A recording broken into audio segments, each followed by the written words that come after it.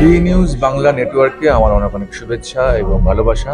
আপনারা এই চ্যানেলটি দেখুন, সাবস্ক্রাইব করুন এবং শেয়ার করুন।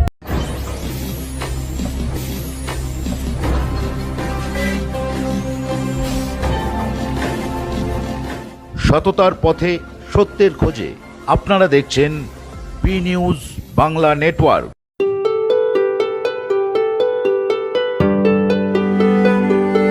48 বেঙ্গল ব্যাটালিয়ন এনসিসি প্রজাতন্ত্র দিবস শিবির আসন্ন 2025-এর দিকে প্রথম পদক্ষেপ নেয়। 48 বেঙ্গল ব্যাটালিয়ন ব্যারাকপুরের এনসিসি ক্যাডেটরা 2 সেপ্টেম্বর থেকে 9 সেপ্টেম্বর পর্যন্ত কল্যাণী এনসিসি একাডেমিতে বার্ষিক প্রশিক্ষণ শিবিরে অংশগ্রহণ করে। এই শিবিরে কল্যাণী গ্রুপের বিভিন্ন ব্যাটালিয়নের ক্যাডেটরা অংশগ্রহণ করে। এই শিবিরটি ছিল আসন্ন 2025 সালের প্রজাতন্ত্র দিবস শিবিরের জন্য দিল্লিতে নির্বাচনের উদ্দেশ্যে ক্যাডেটদের মধ্যে আন্তঃ ব্যাটালিয়ন প্রতিযোগিতা। ক্যাডেটদের নির্দেশনা দিয়েছেন অ্যাসোসিয়েট এনসিসি অফিসাররা, বিশেষ করে প্রধান কর্মকর্তা Pramod Kumar, major Ghalib, lieutenant Sutanu, lieutenant Shamim এবং 48 বেঙ্গল ব্যাটালিয়নের আরও অনেক সেনাকর্মী। ড্রিল ছাড়াও ক্যাডেটরা তাদের এনসিসি প্রশিক্ষণ পাঠ্যক্রমে দক্ষতা প্রদর্শন করেছে দলগত আলোচনা, লিখিত পরীক্ষা, গান এবং নাচের মাধ্যমে। এছাড়াও স্টার্ট আপ এবং উদ্ভাবনের উপর একটি ক্যাপসুলের মাধ্যমে তাদের শিল্পকলার প্রতিভা দেখিয়েছে।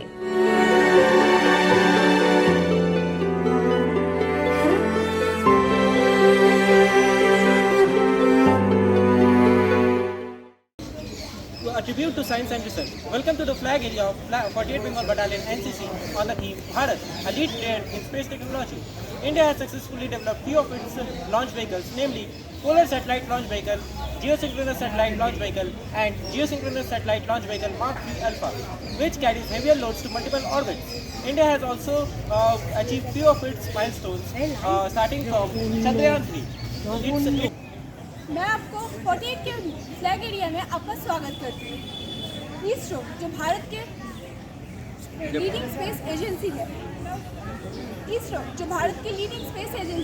ক্যাডেটদের জাতীয় দুর্যোগের সময় প্রশিক্ষণের জন্য জাতীয় দুর্যোগ ব্যবস্থাপনা বাহিনীর ইন্টারেক্টিভ সেশন, সশস্ত্র বাহিনীতে কর্মসংস্থানের সুযোগ সম্পর্কে শিক্ষা দেওয়ার জন্য ব্যারাকপুর সেনা নিয়োগ অফিস এবং প্রাথমিক চিকিৎসা, বিভিন্ন রোগ এবং অঙ্গদান সম্পর্কে শিক্ষার জন্য সেন্ট জনস অ্যাম্বুলেন্স, বারাসাতের মতো সংস্থার মাধ্যমে শিক্ষিত করা হয়। এ ধরনের অর্থবহ শিবিরগুলি ক্যাডেটদের উপর এমন প্রভাব ফেলে যে তারা এটি আজীবন স্মরণে রাখে এবং তাদের আরও ভালো নাগরিক হয়ে উঠতে সহায়তা করে। 8 দিনের এই কঠিন শিবিরের সমাপ্তি একটি উপযুক্ত পুরস্কার বিতরণী অনুষ্ঠানের মাধ্যমে হয় এবং নির্বাচিত ক্যাডেটদের ঘোষণা করা হয়, যারা এখন 26 সেপ্টেম্বর রাজ্য পর্যায়ে প্রতিযোগিতা করবে এবং আরও নির্বাচনের জন্য প্রস্তুতি নেবে। কল্যাণী থেকে ক্যামেরায় বেণুদেবের সঙ্গে Soma Debnath, B news Bangla network.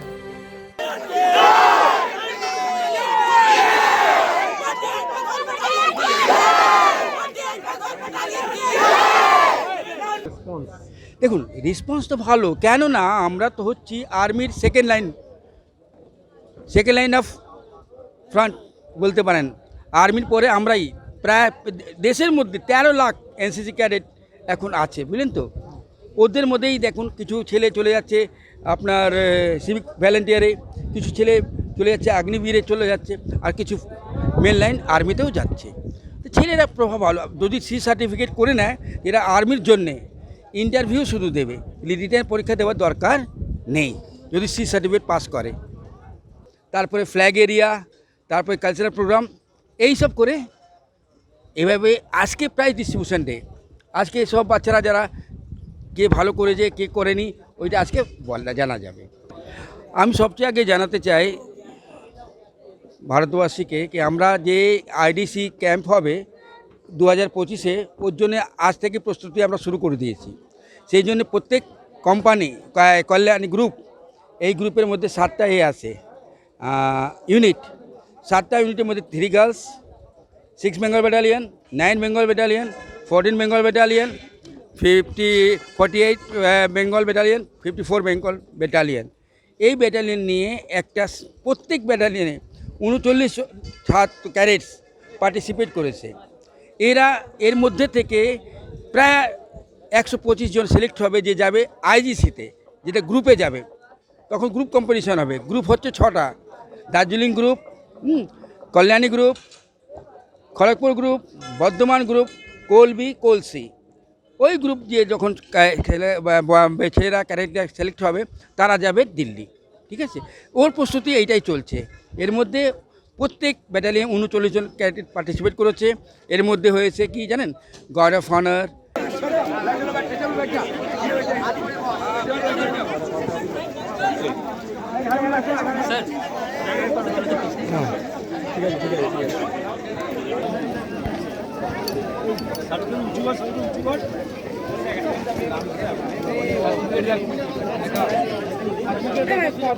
এখন যেটা দেখতে পাচ্ছেন এটা আমাদের IBC competition, inter battalion competition হয়ে এখন আইজিসির জন্য সব রেডি হচ্ছে। আইজিসি কম্পিটিশন আছে সামনে, তারপরে এখান থেকে আরডিসি ক্যাম্প, আরডিসি কম্পিটিশন হবে। সেখান থেকে প্রত্যেকটা স্টেট থেকে সিলেকশন হয়ে বাচ্চারা আসবে দিল্লিতে, সে কম্পিটিশন হবে। তো বিষয়টা হচ্ছে দেখুন, আজকের দিনে দাঁড়িয়ে প্রত্যেকটা, আমার যেটা ওপিনিয়ন, পার্সোনাল ওপিনিয়ন, প্রত্যেকটা বাচ্চার এনসিসি ট্রেনিং থাকাটা অবশ্যই জরুরি।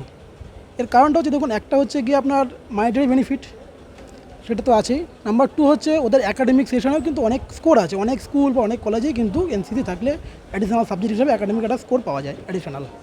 আর প্লাস হচ্ছে চাকরির কেরিয়ারের ক্ষেত্রে যদি বলি, তাহলে কেরিয়ারের ক্ষেত্রেও কিন্তু বাচ্চাদের যাদের এনসিসি ট্রেনিং করা থাকে তাদের কিন্তু এক্সট্রা একটা বেনিফিট, এক্সট্রা একটা মার্কস তাদের থাকে। সেটা আপনি আর্মিতে বলুন বা যে কোনো ডিফেন্স লাইনে যেগুলো আছে, চাকরি আছে, সেখানে কিন্তু আলাদা করে ক্যাটাগরি থাকে। প্লাস এনসিসি স্পেশাল এন্ট্রি বলে একটা এক্সাম আছে, সেখানে কিন্তু এনসিসি যারা সি সার্টিফিকেট হোল্ডার তাদেরকে একমাত্র নেওয়া হয়।